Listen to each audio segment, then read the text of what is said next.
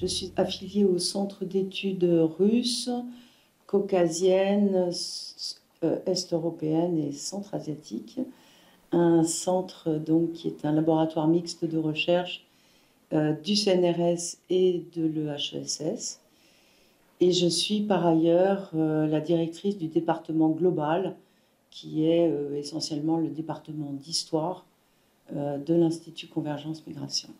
Alors en ce qui concerne les thématiques émergentes, évidemment, je les vois avant tout du point de vue de ma spécialité, c'est-à-dire le vaste espace soviétique, post-soviétique et la recomposition des pays du bloc de l'Est. Donc de ce point de vue-là, évidemment, il y a une redécouverte et puis une présence, une attention portée aux migrations de cet espace qui est finalement un phénomène très récent et évidemment d'autant plus récent qu'il a été bouleversé par la guerre, la pleine invasion de l'Ukraine en 2022 et donc qui, on peut dire un siècle après l'exil lié à la révolution et surtout à la guerre civile dans l'espace, l'ancien espace impérial russe, un siècle après, presque à 1 ou 2 années près, eh bien, on a assisté à un très grand mouvement de réfugiés en provenance d'Ukraine, mais qui s'est aussi conjugué avec un nouvel exil en provenance de Russie, et puis un exil très récent des Biélorusses depuis 2020.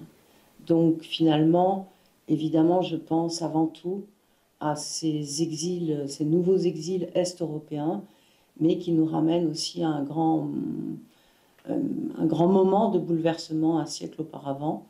Et finalement, cette idée que on est de nouveau face à l'effondrement d'un empire et à ses conséquences en termes migratoires et de recomposition de tout cet espace. Alors, comment travailler sur ces espaces qui sont et qui ont été bouleversés?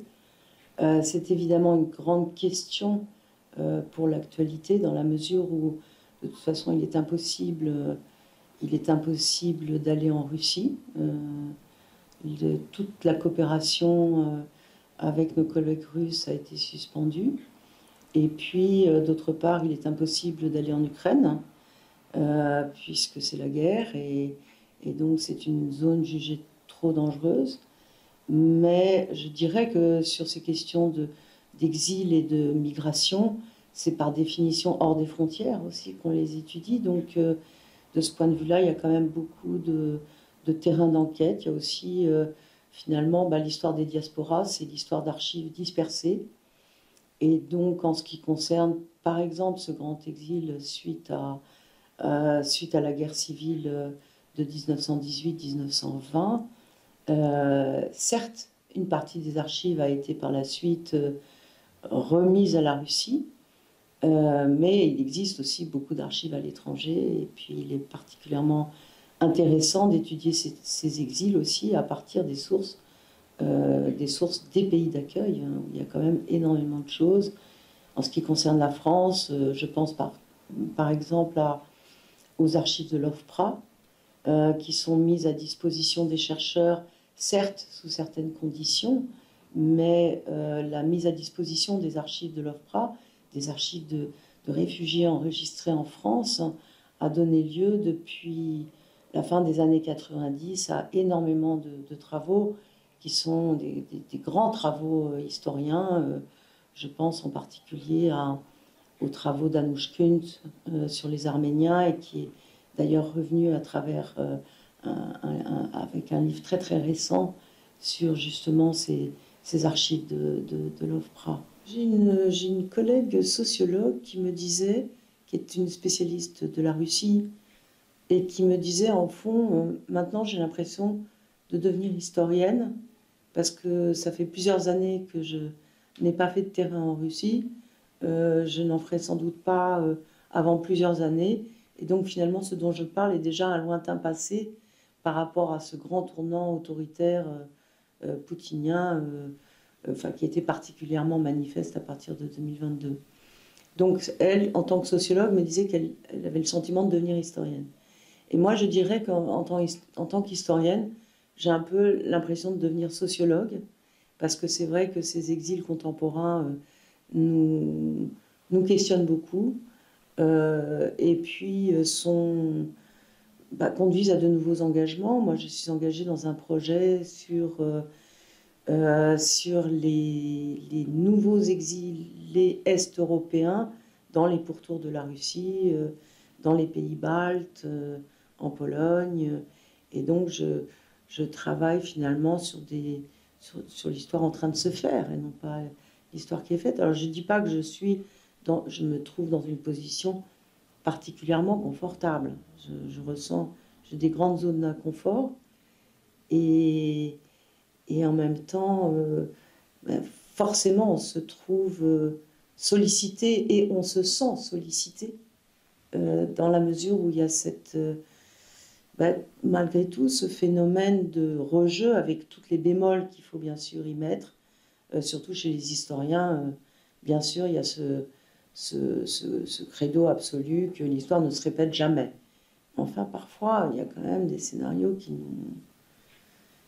on vit beaucoup actuellement dans des fantômes, avec des fantômes de l'histoire à chacune des séquences.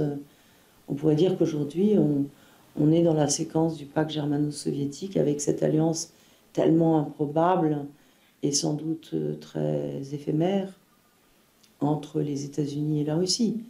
Dans chacune des séquences qu'on vit en ce moment, et Dieu sait si elles rebondissent rapidement, eh bien, on voit aussi des fantômes du passé qui réapparaissent. Je trouve, une période très compliquée et peut-être justement qui, sur le fond, nous interroge dans nos disciplines, comme une façon de dire c'est quoi une discipline. Bon, finalement, on est tous à la fois hantés par le passé. Est-ce qu'on peut avoir une lecture du présent sans avoir cette profondeur historique? Cette démarche des archives orales, de la création d'archives orales, est quelque chose qui, il y a encore 20 ans, pouvait être vu encore comme suspect dans certains cercles académiques et qu'aujourd'hui semble presque une source obligée, à moins de travailler sur des périodes très reculées. Mais dès lors qu'il y a encore des témoins de cette histoire, ou même des descendants qui peuvent avoir quelque chose à dire, des trajectoires, des migrations, il semble absolument évident et important de faire intervenir la voix des témoins, directe encore une fois ou indirecte. Ça, c'est une chose. Une autre chose, et je pense aussi l'apport quand même de toute cette démarche des sources visuelles, qui était également très peu sollicitée et qui l'est véritablement. Alors, je ne saurais pas dire si c'est 10 ans, 15 ans, mais il me semble que c'est quand même très récent. Et donc, tout l'usage qui peut être fait des films, des photos, et donc tout l'apprentissage aussi de la lecture de ces documents, qui finalement semble tout à fait évident et qui en réalité est quelque chose de très très compliqué. Là, il y a vraiment un apport très important, je crois. Mais ce qu'on peut dire aussi, c'est que finalement, ceux qui traversent toutes ces nouvelles sources et ces méthodologies propres aux historiens de la migration sont aussi vraies pour les historiens en général du XXe siècle. S'agissant du rôle de l'ICM et de la place concédée à l'histoire des migrations, je pense que l'ICM a facilité beaucoup de choses. Et en particulier la visibilité de nouvelles thématiques ou la relecture de thématiques qu'on jugeait bien connues, mais qui en fait méritaient réellement cette nouvelle introspection. J'en donnerai pour exemple tout ce groupe de travail qui s'est manifesté sous la forme de plusieurs conférences et de projets collectifs autour de l'exil au XIXe siècle. La question des exils familiaux aussi, qui a été une thématique très présente, et aussi au sein de cette ces retrouvailles en fait avec le 19e siècle, des questions importantes qui ont été abordées, par exemple la question de la propriété des exilés, qui a aussi fait l'objet d'un projet financé par l'ICM. Et donc, de ce point de vue-là, il y a eu un rôle très, je pense, très important qui a été joué et qui s'est manifesté, j'ai en tête en réalité de multiples initiatives. Je pense évidemment la plus récente était ce colloque qui a été beaucoup soutenu par l'Institut, organisé à Caen il y a quelques semaines, et qui était consacré à l'histoire des personnes déplacées, donc ces vastes mouvements de réfugiés au fond qui ont été déplacés par le fait de la Seconde Guerre mondiale et qui se sont beaucoup retrouvés au cœur de l'Europe, mais la France a aussi été concernée par cette histoire. Et donc c'est un colloque, et je pense l'un des premiers, qui était consacré justement au rôle de la France dans cette vaste histoire des réfugiés d'après-guerre. Et donc qui a été aussi mise en valeur grâce par l'ICM. Donc il y a d'une part ceci, et puis d'autre part, il y a eu des initiatives aussi très originales. Par exemple, un dialogue qui s'est noué à travers toute une journée de rencontres entre économistes et historiens. Économistes travaillant sur des sources historiques avec une proposition finalement d'interprétation de l'histoire liée à des sources vraiment propres aux économistes et la réaction des historiens face à ces lectures de l'histoire. Et là, je pense qu'il y a eu vraiment à la fois une crainte au départ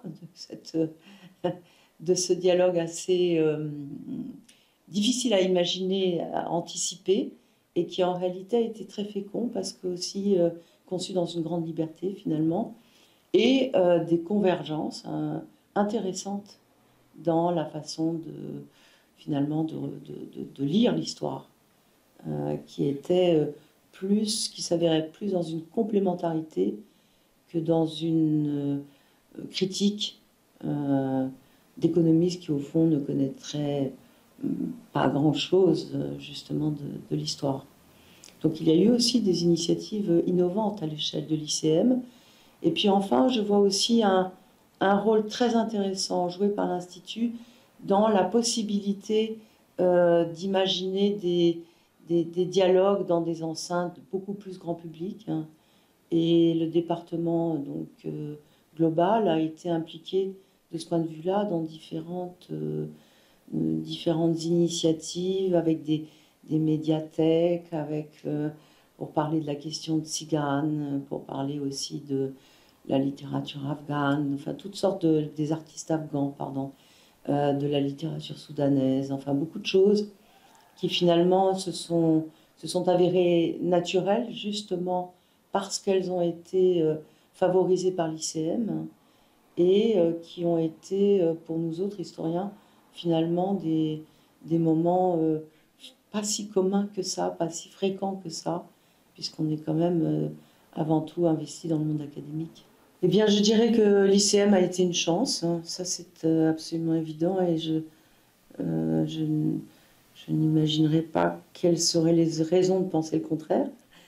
Une vraie chance parce qu'elle a permis vraiment de fédérer beaucoup de chercheurs et de faire se rencontrer, ce qui était quand même l'objectif initial, de se faire rencontrer des chercheurs avec des thématiques, des approches, des façons de lire l'histoire tout à fait différentes, et qui a été donc un moment très fécond par la diversité justement de ce qui a pu être fait, de ce qui a pu être organisé, de tous ces projets, et que le bilan semble tellement positif qu'on n'imaginerait pas qu'après l'ICM, il n'y ait plus rien.